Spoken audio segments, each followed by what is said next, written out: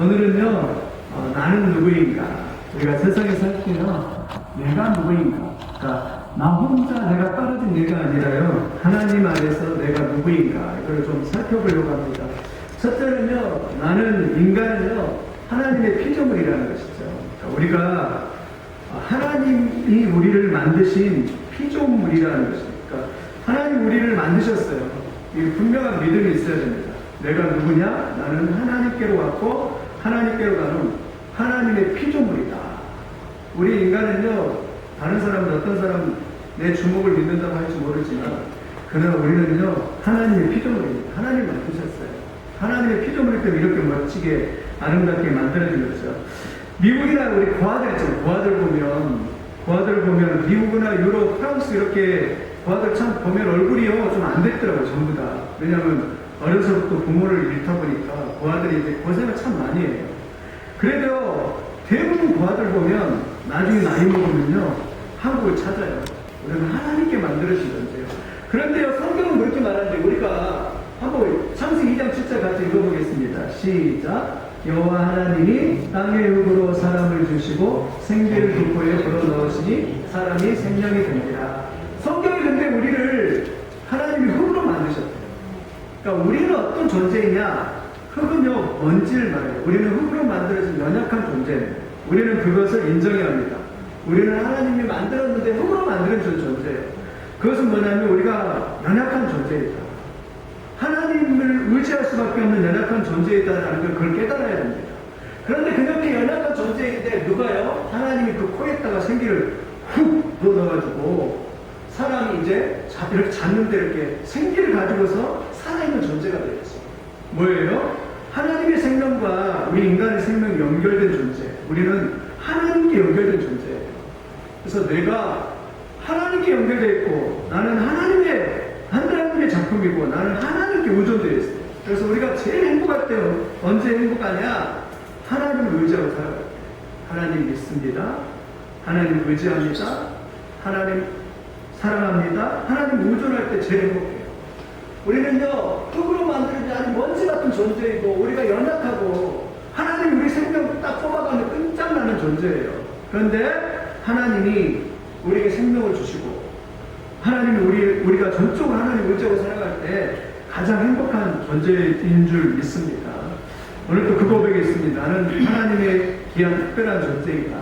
나는 하나님께서 만드신 존재이다. 우리의 근원은 하나님이에요. 여기 모두 계신 분들은요, 다 근원이 하나님. 그래서 하나님께로부터 와서 이제 하나님께로 이렇게 가게 되는 그런 존재예요.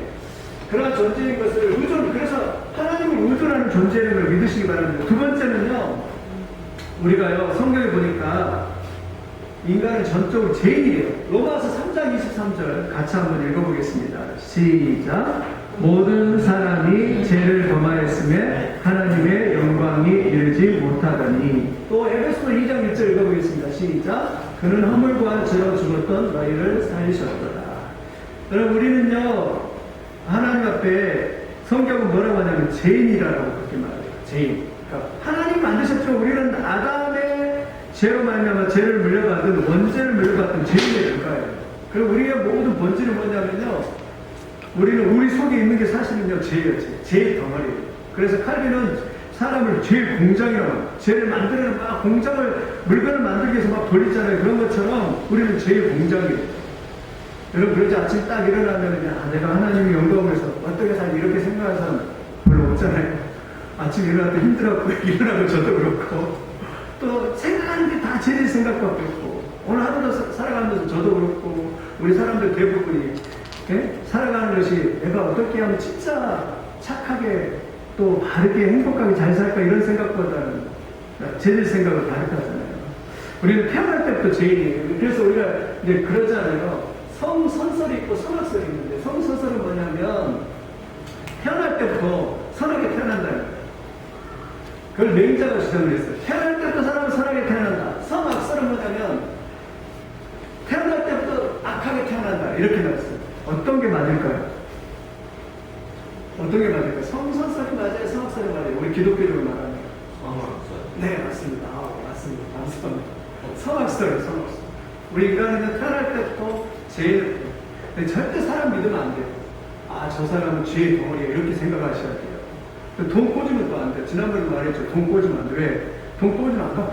100%안 갚아요. 어떤 분이 혼자 산다에 나오신 분이 그러더라고요. 뭐라 하냐면 자기 보증을 너무 많이 줬어요. 그런데요, 배신을 너무 많이 당해가지고 인생 해이가 생긴 거예요.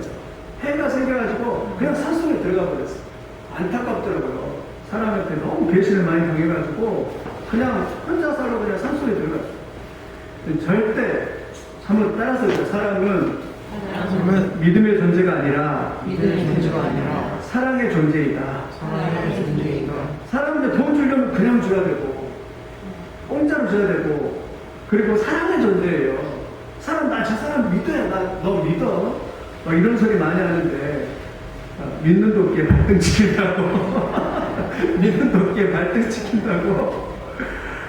많이 지켜보셨죠? 믿는 도끼에 발등 치킨이에요. 사람은 믿음의 대상이 아니에요. 사람은 의지의 대상도 아니에요. 의지하고 싶잖아요. 뭐 아들, 딸, 뭐 의지하고 싶잖아요. 의지의 대상도 아니에요. 사람은 믿음의 대상도 아니라 의지의 대상도 아니라 사랑의 대상. 성경은 말해요. 성악설의 사실은 태어날 때부터 인간은 죄인이다. 전적인 타락하는데 우리는 1%로 가능성이 없는 그런 존재예요. 그게 기독교에서 말하는 이런 성악설입니다.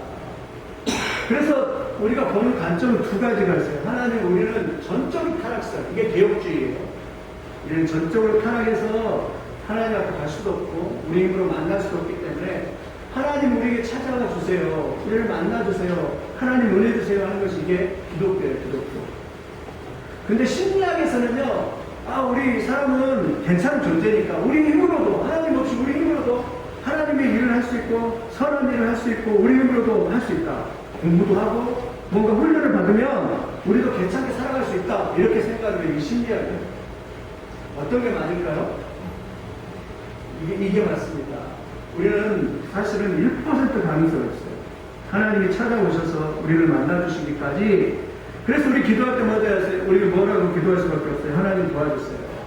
하나님 죄인을 용서해주세요. 하나님 받아주세요. 예수님의 십자가 그걸 씻어주세요. 하나님 나를 구원해주세요. 이렇게밖에 구원할 수 없어요.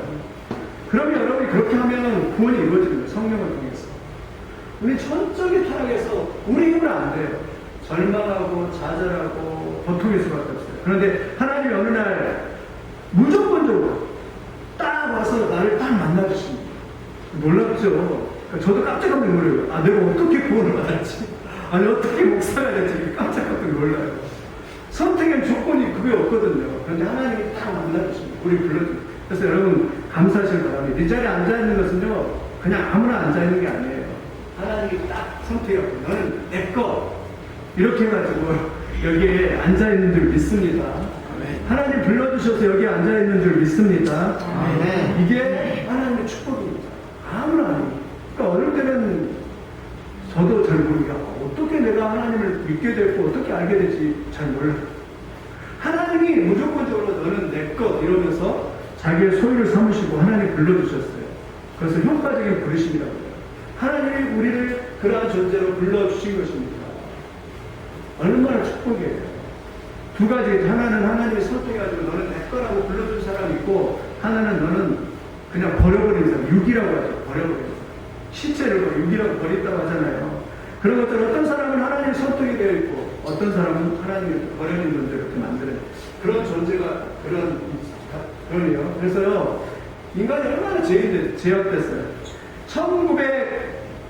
1914년 전까지는 사람은 그래도 심리학처럼 인간은 괜찮은 존재야. 교육하고 훈련하면 괜찮은 존재야. 그랬는데요.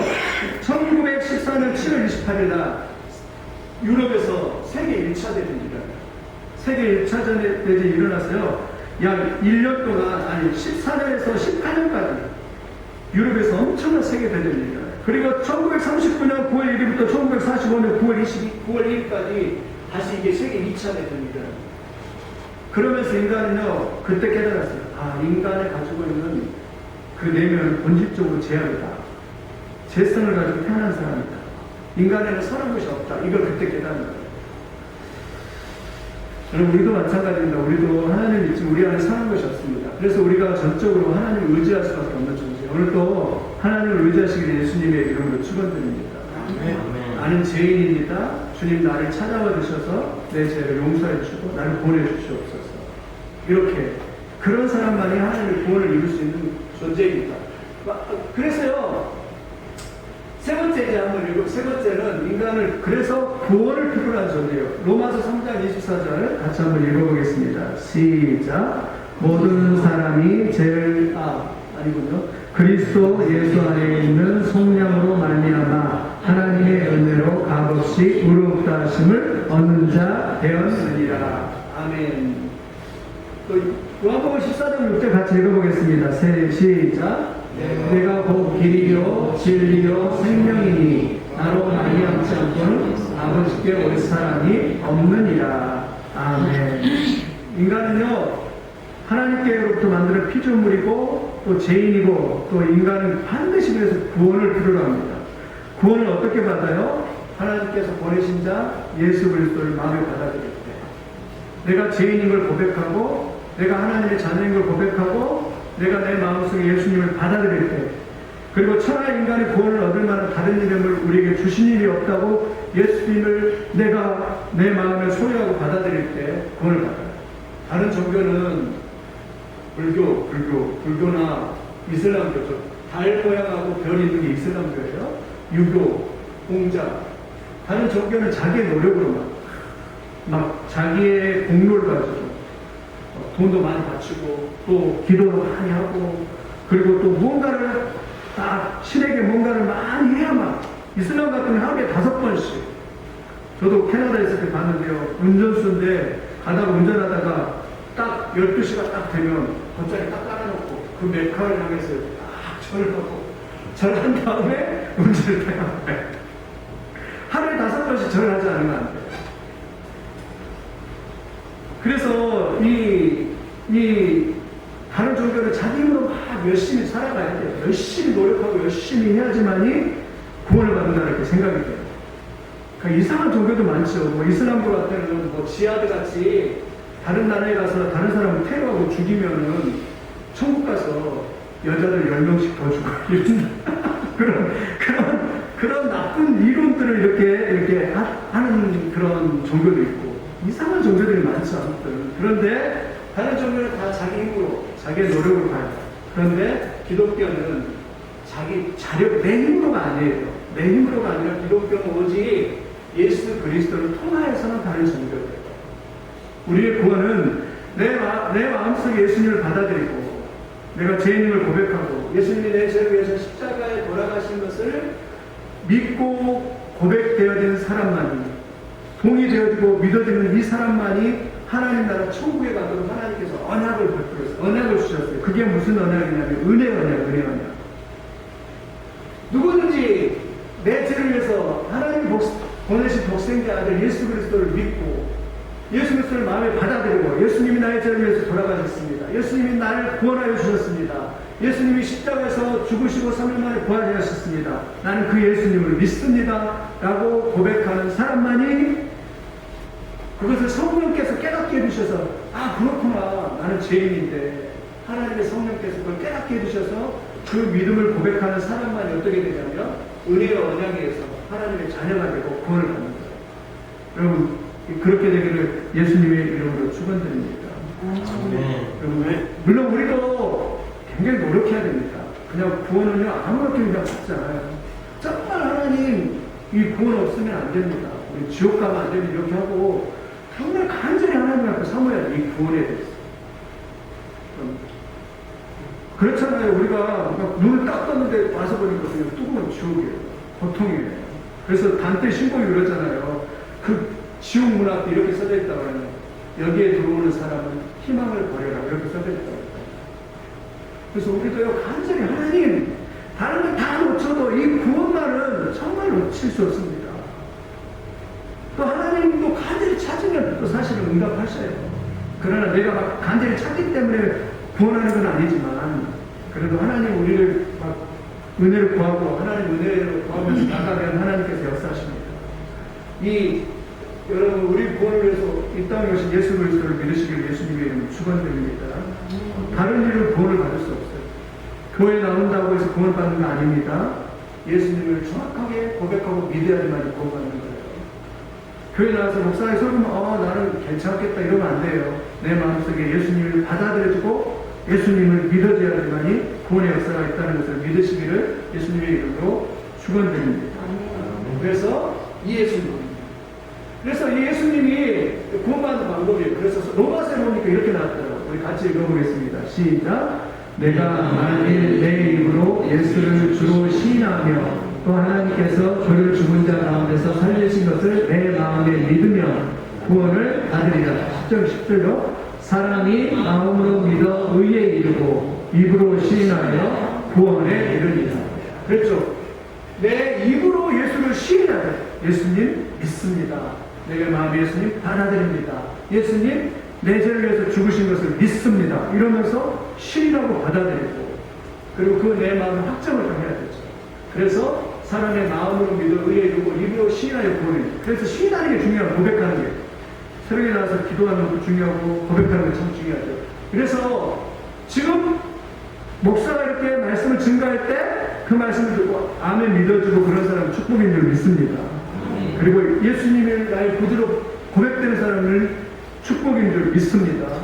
이게 그냥 되어진 게 아니에요. 하나님이 은혜 주시고 성령이 딱 해주셔서 그렇게 되는 거예요. 그래서 성경에 말하죠.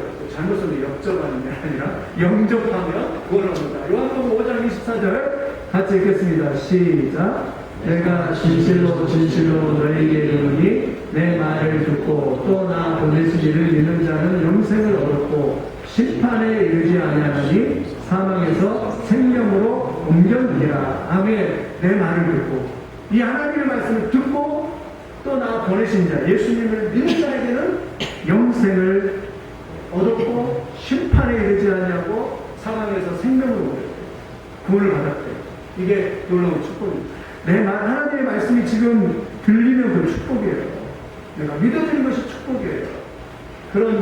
그래서 사망에서 생명으로 옮겨지는 거죠. 요한계시록 3장 20절 읽어보겠습니다. 시작. 볼지어다 내가 문 밖에 서서 두드리노니 누구든지 내 음성을 듣고 문을 열면 내가 그에게로 들어가 그로 더불어 먹고 그는 나와 더불어 먹으리라. 아멘.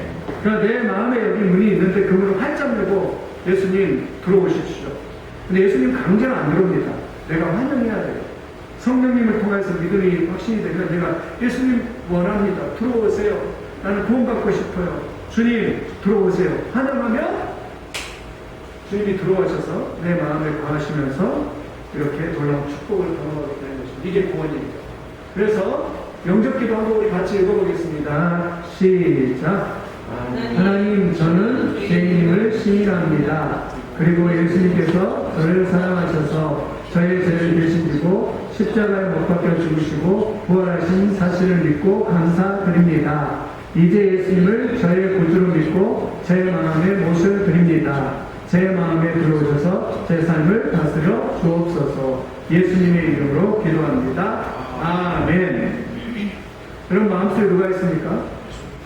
네? 예수님. 왜요? 예수님을 마음에 영접했습니까? 예수님 마음에 영접해서 우리 마음에 예수님을 사랑해요. 그래서 예수님이 영접한 결과 여러분의 마음속에 예수님이 쏙 들어와요. 성령님이 들어와 계시는 거예요. 우리 그래서 우리만 사랑하지 않아요. 하나님이 같이 우리하고 사랑하는 거예요. 우리는 하나님의 사랑이 된 거예요. 아멘 믿으십니까? 이게 구원입니다. 그리고 우리의 죄는 어떻게 됐어요? 죄는 사해졌어요. 깨끗하게 죄가 용서받았어요. 왜냐하면 약속이에요. 그게 언약이에요. 여러분 우리가 죄가 있어도 그렇잖아요. 재판관이 죄가 있어도 저 사람 죄가 있어도 재판관이 그냥 땅 당신은 죄가 없습니다. 그러면 죄 있는 거예요? 없는 거예요? 없는 거예요. 그런 것처럼 하나님이 우리가 죄인이어도 죄인이어도 우리 본 것이 아니라 예수님 딱 보고 예수님이 변호해 주는 거예요. 아버지 보십시오. 제가 십자가에 대신 죽으셨지 않습니까? 그러므로 이 사람은 죄가 없습니다 하고 그 사람은 이제 죄를 사해 주시는 거예요. 우리는 그래서 뭐예요? 죄인이지만 의인이에요.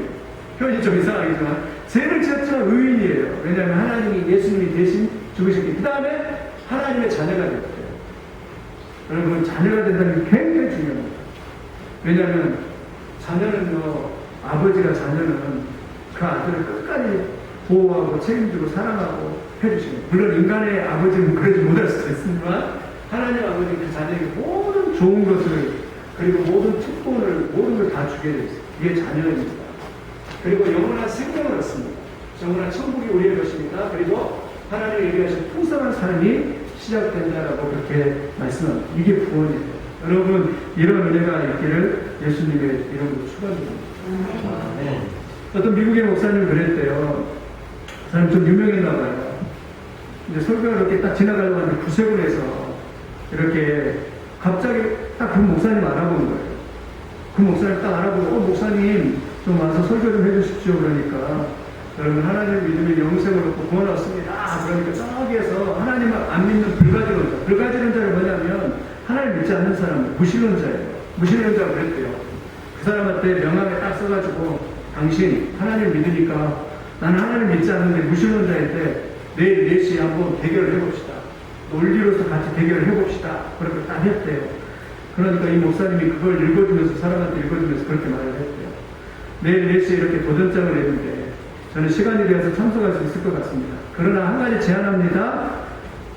당신의 한 가지 제안하면 여기 수많은 사람들, 제 가운데서, 음란 가운데서, 고통 가운데서 하나님을 믿고 행복해진 사람들의 증인을 2사람 이상 데려갈 테니까 당신도 그 무신론을 믿고 변화되고 행복해지고, 그리고 순주족분이 아니면 세상에서 방탕한 사람이면 당신의 강의를 듣고 변화된 사람이 있으면 내일 증인들을 데리고 오십시오. 그래서 한번 만납시다.